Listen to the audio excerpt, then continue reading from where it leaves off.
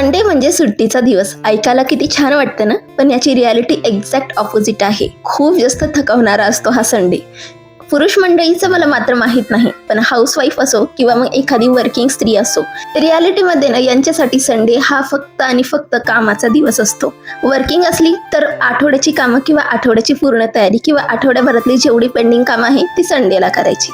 आणि मग हाऊसवाईफ असली तर मग ज्यांना सुट्टी आहे त्यांच्या मागे पुढे करण्यामध्येच पूर्ण दिवस जातो. फरक फक्त एवढाच आहे की संडेच्या दिवशी आपल्याला 2 तास एक्स्ट्रा झोपता येतात आणि तेही शांततेत भेटतील का नाही याची काही गॅरंटी नाही बरं का. मला तरी वाटतं स्त्रियांसाठी हा संडे ना फक्त नावाला आहे. वीकडेज काय आणि वीकेंड काय सगळे सारखेच वाटतात. आता हे माझं पर्सनल मत होतं. तुम्हाला काय वाटतं मला कमेंट सेक्शनमध्ये नक्कीच कळवा बरं का.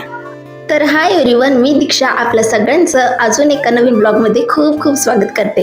तर तुम्हाला सुरुवातीच्या बडबडपासून नक्कीच लक्षात आलं असेल की आज संडे आहे आणि सुट्टीचा दिवस आहे. सुट्टीचा दिवस म्हटलं की आज मस्त निवांत उठले होते आणि उठल्याबरोबर आहे ना कामाची जी काही गडबड होते ना ती लगेच सुरुवात झाली होती. तर सकाळी सकाळी ना मी छान अशी पालेभाजी दारावर आलती तर ती घेतली होती, तर ती इथे निवडून घेतली. आणि यावेळेस ना जरा कोथिंबीर मला जास्तच आली ती. म्हटलं चला यावेळेस छान अशी ना कोथिंबीर वडी वगैरे बनवूयात, कारण ही अशी जर ठेवली ना तर लवकर पिवळी पडेल आणि खराब होऊन जाईल. आणि त्यातल्या त्यात एवढी जास्त कोथिंबीर करायची काय, त्यामुळे म्हटलं चला आज छान अशी कोथिंबीर वडी बनवूया म्हणून एक्स्ट्राची कोथिंबीर मी घेऊन ठेवलेली होती. सुट्टीच्या दिवशी ना प्रत्येक गोष्टीला हा डिले होतो. आता बघा ना, मला सकाळी 10 वाजले होते चहा आणि नाश्ता करून घेण्यासाठी आणि त्यानंतर अर्धा तास गेला तो म्हणजे भाज्या निवडण्यात. सकाळी मी चहा घेतला आणि प्रथमला दूध दिलं तर त्यामुळे थोडासा 1-1.5 तास तर गेला, पण नाश्त्याला आम्हाला बराच वेळ झाला. तर काल रात्रीची शिळी खिचडी होती. आता बरेच जण शिळी खिचडी खात नाही, पण मला शिळी खिचडी खूप जास्त आवडते, पण ती प्रथमला देता येणार नाही म्हणून मी प्रथमसाठी इथं छान असं डाळिंब आणि त्यासोबतच आहे ना हे टोफू दिलते. यामध्ये थोडंसं मीठ, त्याच्यानंतर ऑरेगॅनो, चिली फ्लेक्स घालून ही छान असं सॉर्टेड करून घ्यायचं आणि मस्त हा नाश्ता आहे ना हाय प्रोटीन तयार होतो. माझ्या मुलाला आहे ना हे टोफू खूप जास्त आवडतात, म्हणून आहे ना मी घरामध्ये टोफू ठेवतच असते, जेणेकरून आहे ना कधीतरी नाश्त्याला वगैरे ना असं शॉर्टकट काही जर द्यायचं असेल ना आणि हेल्दी, तर असं काहीतरी मी त्याला देत असते.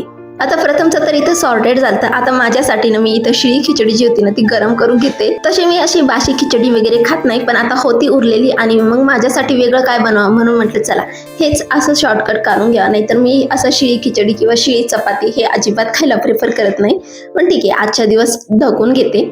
आणि त्यानंतर ना आता ही गरम होते ना तोपर्यंत मी इथं जी कोथिंबीर आहे ती सुद्धा इथं स्वच्छ धुवून घेतली आणि कापडावरती अंथरून ठेवते, जेणेकरून माझी बाकीची कामं आवरेपर्यंत यातलं जे मॉइश्चर आहे ते बऱ्यापैकी ना गायब होऊन जाईल. त्यामुळे ना कोथिंबीर वडी बनवायला आहे ना अजिबात परेशानी होणार नाही, म्हणून थोडीशी आधीच प्रिपरेशन करून घेते.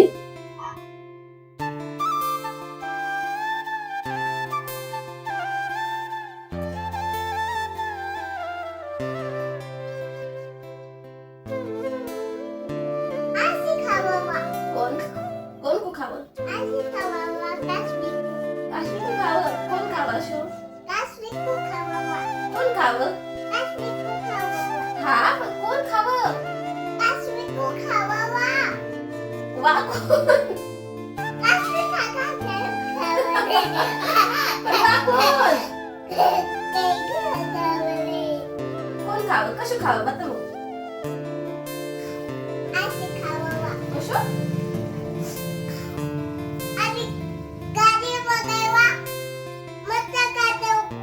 अच्छा गाडी पुढे तर मच्छर भी काढते हो. हो काही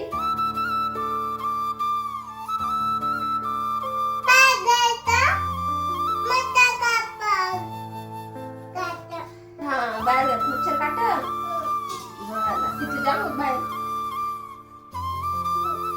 मच्छर काढ.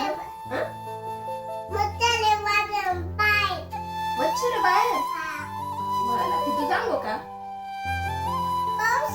पाऊस बाहेर. अरे बाबा रे.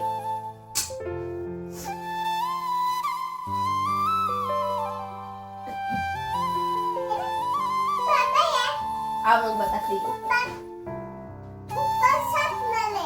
ऊपर छापणार आहे.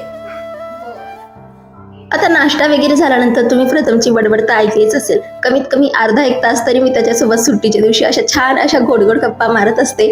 आणि खरंच त्याच्या अशा गोड गोड शब्द ऐकून येणं माझं मन खूप जास्त खुश होतं आणि त्याला असं परत परत बोलण्यासाठी मी खूप जास्त प्रवृत्त करत असते, जेणेकरून येणं माझ्या मनाला खूप असं शांतता वाटावी म्हणून.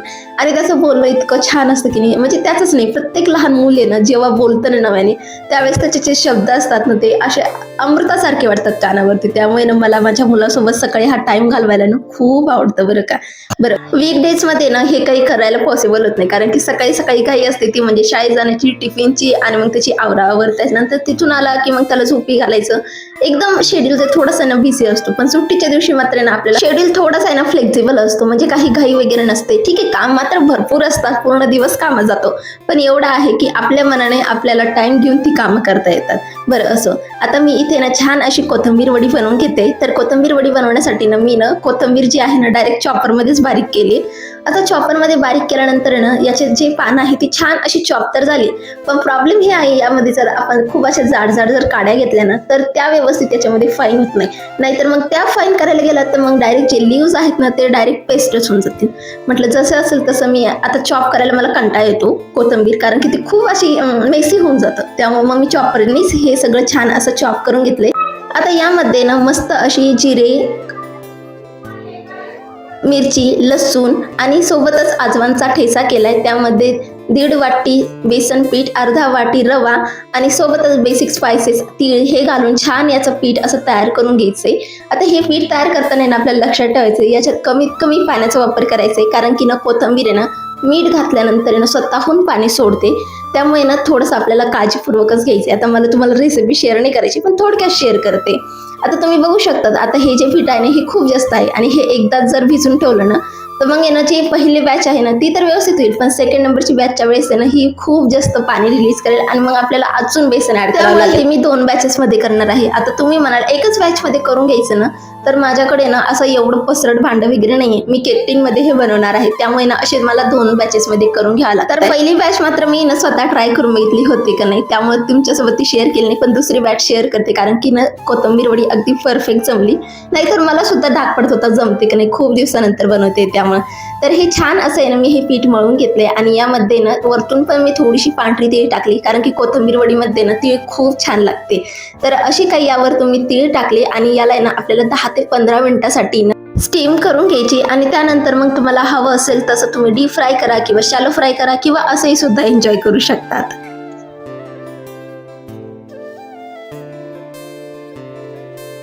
ही कोथिंबीर वडीची क्वांटिटी ना माझ्याकडून जरा जास्तच चालते, म्हणजे 2 जणांसाठी हे जरा जास्त झाले. त्यामुळे ना अर्धा बॅच आहे ना मी तळून घेणार आहे आजच्या दिवसासाठी आणि अर्धा बॅच आहे ना ते मी ना फ्रीजमध्ये स्टोअर करेल, जेणेकरून मला उद्या परवा ते कन्झ्युम करायला.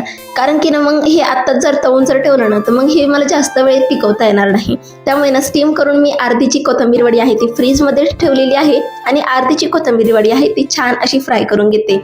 आणि खरं सांगते खूप छान अशी झालेली होती ही कोथिंबीर वडी.